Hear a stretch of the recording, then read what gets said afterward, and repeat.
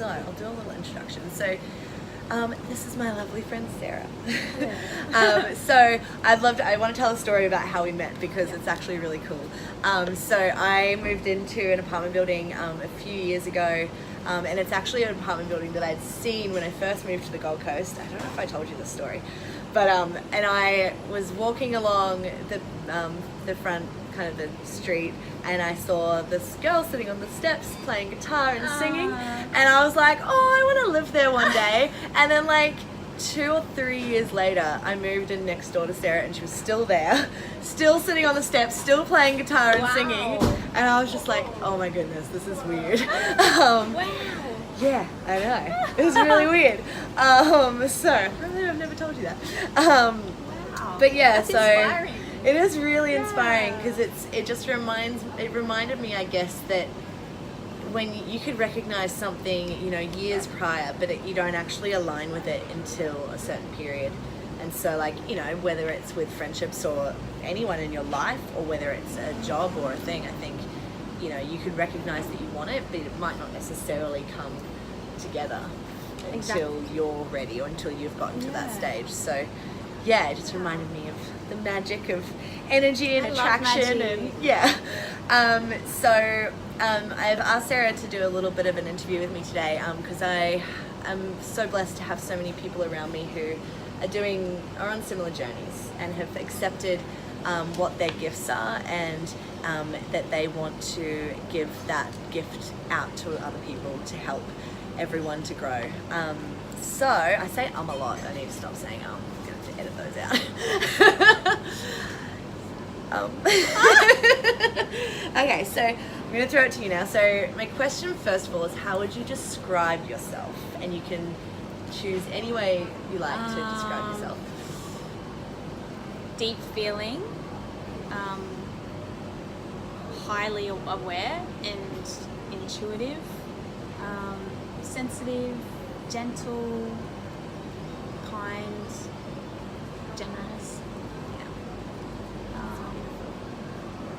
loving, love. Yeah. We all need more love in the world. And I guess briefly, what has your journey looked like up until this point? So how would you describe your story in your words? It feels like, I guess everyone's story feels like a really big story, but I guess the general gist for me has been, my story feels like I feel like my main purpose in being on the planet is to understand the flow of giving and receiving, and in a way that's natural and not forced. And I think from a young age I observed that so much of life is about, I'll do this if you do this for me, and I was like, I don't want it to be like that. I just genuinely want to give to you and trust that what I need will come back. And so that's been my underlying adventure. But then practically looking at that on the surface, I guess my story has been one of understanding how to function in this world where you have certain requirements of things you need to do, but also invest into what I know I'm gifted in and express myself in the way that I feel. If we had no demands, what would I naturally gravitate towards? So it's been that fine line of understanding how to do that and how to channel your passions, know what your passions are, and then channel them in a way that's giving to the world, because that's what I think everyone wants to do. Exactly, and I think we kind of get lost in, what we're told we're supposed to do, and it can be really hard to be someone who doesn't feel like you fit into that. And I know for me that whole journey has been really confusing and messy, and I've gone down lots of really dark roads. Knowing that I'm this person, but that's not accepted. So I can't be like that. So I have to try to be like this. Oh, that doesn't work. Try to be like this. Oh, that doesn't work. None of this is actually giving me what I want back. And so it's really powerful, I think, when you make that choice to step into what you know is you. And we're always, I guess, constantly figuring that out. But at the core of it, I think we all know. So yeah, And it takes so much guts to do that. It does. So anyone who's done that or doing that is just like, wow, you're like, yeah, exactly. It's you, and it's, if you, whatever happens, it's you, and it's all you. So Yeah. you're all there. I love the saying that if you feel like you were born into a world that you don't fit into, it's because you were born to create a new one. Ah, well, that's the thing. And that's the thing is we're I know that in society these days we're on like this edge, like, and there's so many people who are feeling like there's got to be more. There's got to be more out there than this. Well, there's got to be less. There's got to be something here that's already good enough. Yeah, like exactly. Yeah, yeah. you shouldn't have to do all these ABCD, acrobatics, and different all these things. tricks. Yeah, exactly. So yeah, that's really powerful. I love that. What triggers you, and how do you find a way through that? What triggers me, I would say a big one is looking at what other people are doing and feeling like what I'm doing isn't enough, and then how I go about sort of responding to that is I look at the things in my life that I'm certain about, like, and it might even be starting with real small things, like I'm certain that I love this person, or I'm certain that I'm someone who likes to be still at times, or Liam's just bringing me my coffee. Thank you. Decaf, actually. It's decaf. Oh, I'm so excited. Yeah, sorry. Continue. Yeah, so I'll choose. I know focus is a big one for me. So just choosing to focus, and I'll start really light. Like I don't try and go from. If I find myself feeling like I'm going on like a, I won't try and just do a. Oh no, I'm 100% positive and everything's wonderful. I'll just find little things that, like. Oh, sometimes I'll just sit there outside and I'll just feel the wind on my face, and that brings me so much happiness. Yeah. And then everything starts to feel okay. I'll start to think, this is cool. I actually know what I want, how I want to give in life. I know what, a way to express myself, and that's something that's really nice to know. You come back to yourself. Yeah, and you're just like, that's awesome. And because we can get lost in that world where everyone looks like they're doing really well, and they might be, and that's something to aspire to and to be inspired by, I think. But then we can also get those little nerves pressed on, and I think everyone has a degree of that too. And actually another thing is remembering that I'm not the only one. Like if you, especially when you're starting something new, or you're venturing into like your own thing, like your own business or the own gift of how you want to give, everyone's felt who does that would feel like, what if it doesn't work, or what if I do it wrong, like, well, whatever it is. Everyone has to experience everyone that. has the doubts. So that's normal. And the more you expand, the more those doubts are going to come up like a detox. So beware that they will happen. It doesn't stop. Like, and then you'll always have those days. But you get better at noticing them, allowing them to come up, rather than trying to squish them down or ignore them, because that's come up anyway. Just let them, look at them, and then transmute them, as I like to say, because then you can use that energy for a good thing rather than having it sitting there blocking something. Exactly. You let it, and then you. Otherwise, it's just wasted pain. Exactly.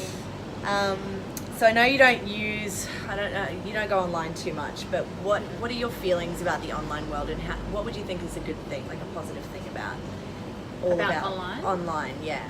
Well, I think that technology is amazing, and I think there's a reason why. Like, why wouldn't we maximize this capacity we have to talk to so many people or connect to people on the other side of the world? So I think that is phenomenal.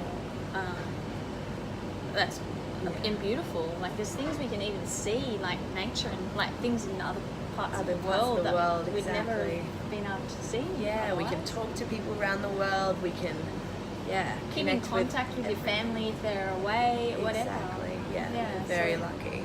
And I guess what would you say is more of a negative in your eyes in regards to what we see online, what is online, or how we're living?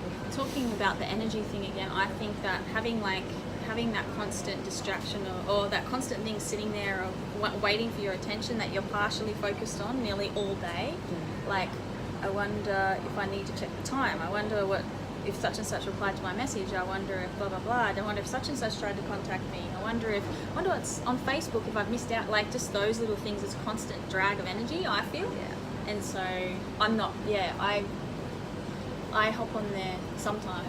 Like I do hop on there, but I understand the difference, I guess. And feel the difference. And the more I hear people say you have to be online to make anything happen, I do find myself resisting it a little. And then I went, hang on, I don't want to resist it. I just want to know what's good. How to keep balance. Yeah. Yeah. Balance, definitely. Tell me a bit about what you do.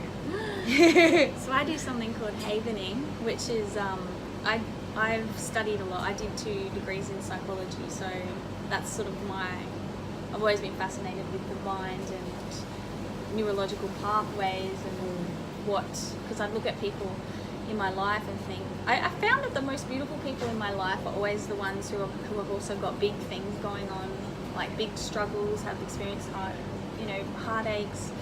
I used to think, what's happening here, and how can we let go of that baggage that's created certain things, and just let that positive, all the stuff that the person has created with on that lifted side, it's all right there. You can see it, and they have all this amazing stuff going on, but then there's stuff they've experienced in their past that have created a certain brain setup, and you'll be in a position where you're like, why am I responding like this? I know that this isn't how I want to respond. Why is this irritating me? It's an old story. And that was my adventure of understanding different things and how to work with that. And then I came across havening, which is like phenomenal. I came across it in a book just as a random side note, and I thought, I'll give it a go. And just, it's so simple, like it involves like just this gentle touch. But what's happening in the brain is you do it in a certain way. The person, say there's different types, but say you want to go with a specific event. For example, say someone experienced were abused at a particular instance in their life, and they have a lot of trauma around it. If they bring up all the emotions and thoughts, feelings around it, and then we do a havening sequence, what it actually does is it creates a period of time in the brain where the neurological link moves away temporarily, and if we create the sense of safety during that time, it won't move back up. And there's nothing else that they've found that does it like that. Usually, I need to come and see you. And everyone has something. Like everyone, even the healing. even the most like functional together people all have these things, because unless you actually create that, you're always going to have it there, because your brain thinks that's how it's looking after you. So, and then it makes it so much more easy to be kind to yourself, knowing that this isn't something I did. This is something that I experienced, and my brain is trying to look out for me. But then if you go, it's okay, brain, we can do something new now. And then that energy. You're gonna go on an adventure. And then it's amazing, like the things that happen, and because it happens in a brain level, a lot of people don't realize the changes at first, and then you go, hey, what's happening with, such and such, and they'll be like, oh my gosh, I've totally forgotten that I even used to do that or felt like that, and it's so phenomenal. And I think because I saw it work with me, that's what got me hooked. Same with me in yoga. It's just, you want to share what works, not what doesn't work. Exactly. And you know that if it works on you, it's going to work for other people. Not necessarily everyone's different, but you know that if it's worked for you, it works. And so that's what you want to share. We can all relate, so it's like, why not share it? What do you want most for yourself for the future? You know what my idea of just a beautiful life is? Just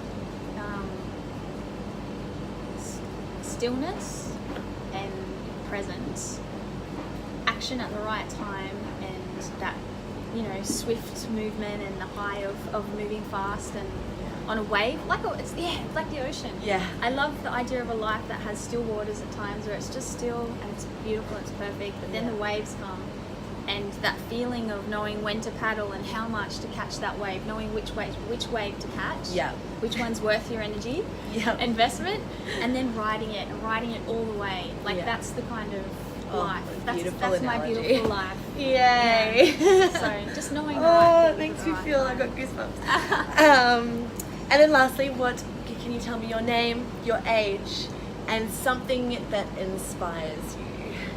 Just anything. My name's Sarah, and I am 35. Something that inspires me. You know the first thing that came to mind? Stardust. Stardust! Magic. Magic.